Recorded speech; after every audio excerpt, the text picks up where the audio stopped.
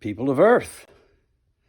So some of you wondering if COVID's ever going to end. Some of you probably wondering if inflation's ever going to end. But most of you are wondering what the F is on Steve's turntable. So we take a little peek and we'll see that it's another one on the Mercury label. It's a band called Blue Cheer. So this is spelled Vincebus Eruptum, a very learned man, probably the most intelligent person I've ever known many moons ago, explained to me that Vincebus Eruptum is probably closer to the correct pronunciation.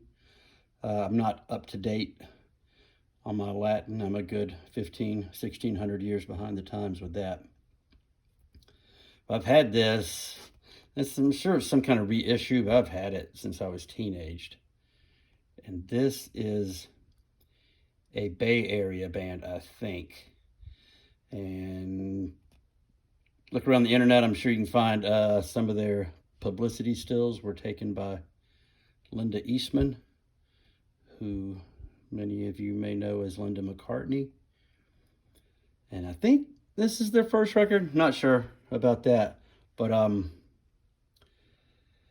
this is some of the most fuzzed out, sustainy guitar you will ever hear in your life.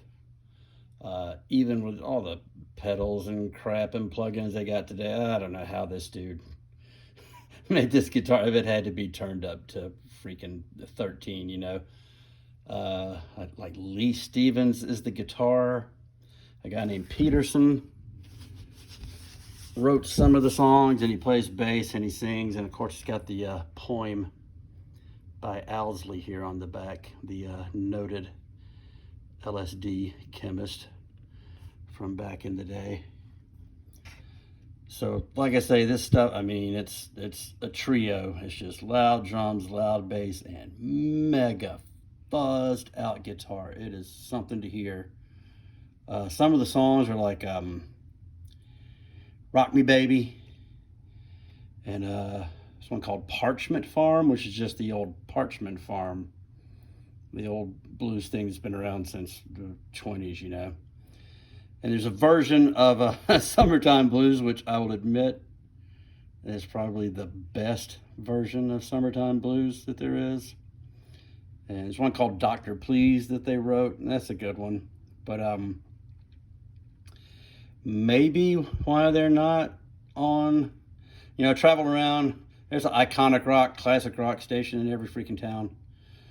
You're not going to hear these guys on there. And maybe it's because the songs aren't super inventive. I don't know. The sound is awesome, but just not much in the way of songs. Maybe it was their problem.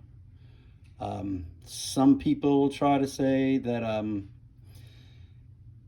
if you're the kind of person that just insists on categorizing things, there's some people will say that this is the genesis of metal.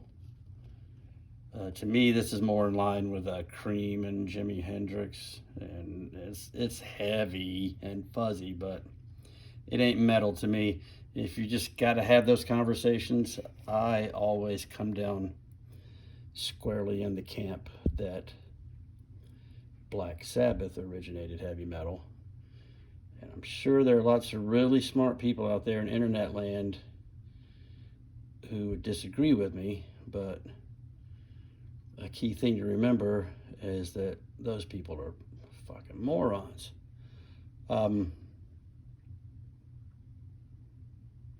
So like I say, I've had this since I was teenage. I've played it a lot. It's a fun record to me.